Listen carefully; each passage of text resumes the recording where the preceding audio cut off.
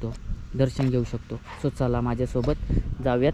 इथे असं पाणी आहे, इथे पाणी आहे ठेवलेलं. ह्या पाण्याने आपण हात वगैरे पाय वगैरे धुवायचे, त्यानंतरच आतमध्ये दर्शन करू शकतो. बघा छोटे छोटे मासे आहेत इथे. हे बघा मासे आहेत, त्याच्यात मासे दिसतात आपल्याला पूर्ण. हे बघा पूर्ण निथळ पाणी आहे इथे. आणि इकडे पलीकडे शिवलिंग आहे. इथे महादेवाचा नंदी आहे आणि इथे शिवलिंग आहे. इथे पाणी हातपाय धुवून आपण पुढे एंट्री करायची आणि त्यानंतर शिवलिंगाचं दर्शन घ्यायचं. पाठीमागे नदी आहे सुंदर अशी. इकडेही हातपाय धुण्यासाठी जागा आहे. सो इथे आपण हातपाय धुणार आहोत आणि मग नंतर तिकडे जाणार आहोत.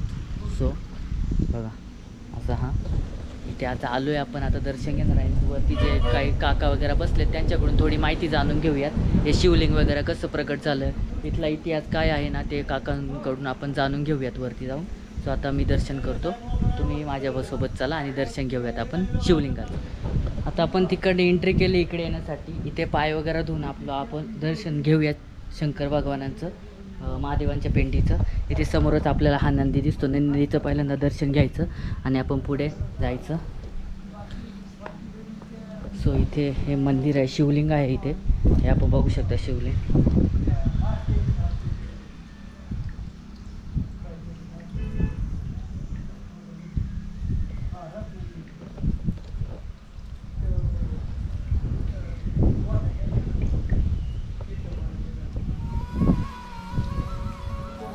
इकडनं असं पाण्याचं वाव होतं बघा, आपोआप पाणी येतं.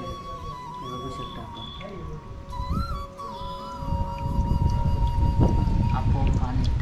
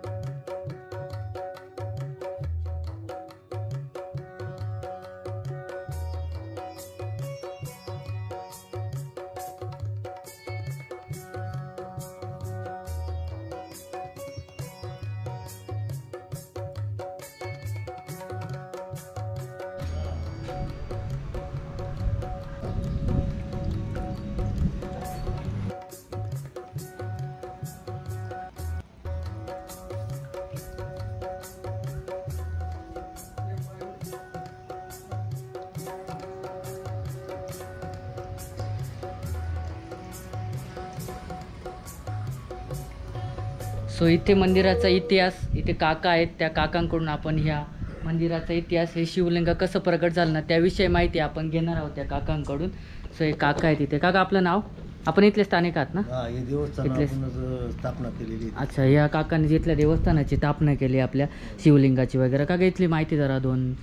हे शिवलिंग आपल्याला इथं ग्रामपंचायत निधी आला होता. ओके. हे तलाव आहे तिकडे तलाव आहे. हा त्या तिकडे तलाव. ओके. तो शिवलिंग आपल्याला तिथं खोकलनच्या साहाय्याने आपल्याला भेटलेला. ओके. हा, हे जुनं देवस्थान, पुरातन काळाचं देवस्थान नागेश्वर शिव मंदिर. नागेश्वर शिव मंदिर पुरातन देवस्थान तिथे आहे. तर त्यानंतर ते देवस्थान असल्यामुळे आम्ही तिची स्थापना इथे केली, नागोबाच्या सामने केली. ओके. हा, सामने केल्यानंतर एक 4-5 दिवसातून तिच्या पिंडीतून पाणी चालू झालं आपोआप. म्हणजे आपोआप पाणी. हे बघा आपलं बघितलं व्हिडिओमध्ये, इथं पिंडीमधून आपोआप पाणी वरती, म्हणजे स्थापना केल्यानंतर 4-5 दिवसानंतर आपोआप पाणी चालू झालं. ओके. चालू झालंय. या गोष्टीला 5-5.5 वर्ष व्हायला आलेली. अच्छा. हा हा. 5.5 वर्ष झालं. 5.5 वर्ष ओके. झाली. हां. जसे लोकांची आतापर्यंत येणं जाणं झालं. सरकार हां बसली. हां. हे सगळं लोकांनीच आता हे ना जेवढं डेव्हलप केलं नाही सगळं लोकांनीच आपल्याला. अच्छा, लोकांच्या निधीमधून हे सर्व हे सर्व डेव्हलप झाले. हां. ओके. हा शेड वगैरे हे तिकडचं हे देवस्थानाचं वगैरे. ओके. मग ते आपल्याला ते तिकडे भेटलेलं म्हणजे खाजनामध्ये. शिवलिंग आपल्या तळ्यात भेटले. तळ्यात भेटले. नागोबाचं देवस्थान असल्यामुळे आपण तिची स्थापना इथं केली. अच्छा, म्हणजे हे ऑलरेडी इथं देवस्थान होतं पहिल्यापासून होतं. मग तुम्ही स्थापना इथं केली, त्यानंतर हे 3-4 दिवसानंतर हे पाणी आपोआप यायला लागलं ऑटोमॅटिक. त्या लिंगातून बी आता पाणी आता हे उष्णतेमुळे नाही तर महाशिवरात्रीपर्यंत लिंगातून पाणी चालू होतं. हां मी बघितलेलं 2-4 व्हिडिओमध्ये. हम्म. तर त्याच्यामध्ये होतं. सो या देवस्थानाची माहिती आपल्याला या काकांनी सांगितली. कसं प्रगट झालं, कुठून वगैरे शिवलिंग आणलं त्यांनी. इथे पूर्ण पहिल्यांदा नागेश्वराचं ऑलरेडी मंदिर होतं, त्याच्यामुळे त्यांनी इथे स्थापना केलेली. इथे स्थापना केल्यानंतर 2-4 दिवसांनी आपोआप तिथे पिंडीमधून पाणी येण्यास सुरुवात झाली. सो आपण हे शिवलिंग बघा.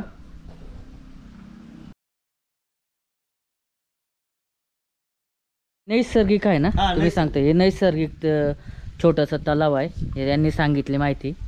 नैसर्गिक बघा, इकडे पाण्याचा कोणताही स्रोत नाही आहे की आपण कुठून पाणी टाकतोय वगैरे, काहीच नाही. बँडाने वगैरे काहीच नाही, कुठूनच पाणी नाही येते. याच्यात मासे पण आहेत.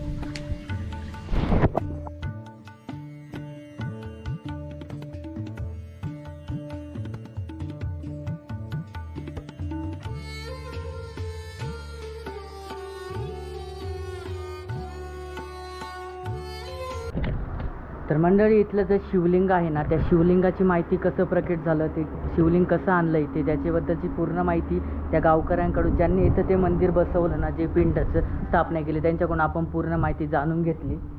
इथे कसं पिंडाचं पिंड कशी स्थापन केली, त्याच्यामधून पाणी आपोआप कसं यायला लागलं, त्यांनी सर्व माहिती सांगितली.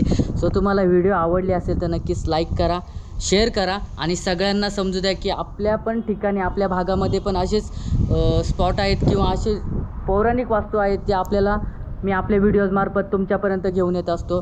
सो तुम्हाला व्हिडिओ आवडली असेल तर नक्कीच लाईक करा आणि कमेंट करून सांगा की कशी वाटली व्हिडिओ. आणि आपल्या चॅनलला नक्कीच सबस्क्राईब करा, जेणेकरून असेच नवनवीन व्हिडिओ जे पौराणिक वास्तू असतात, लेणी, गडकिल्ले आणि विविध पर्यटन ठिकाणे असतात, ते मी आपल्या चॅनलमार्फत तुमच्यापर्यंत घेऊन येत असतो. सो व्हिडिओमध्ये कंटिन्यू राहा आणि आपल्या चॅनलला नक्की सबस्क्राईब करा. तुमची रजा घेतो मंडळी, भेटूया अशा सुंदर एका ठिकाणी. तोपर्यंत काळजी घ्या सगळे.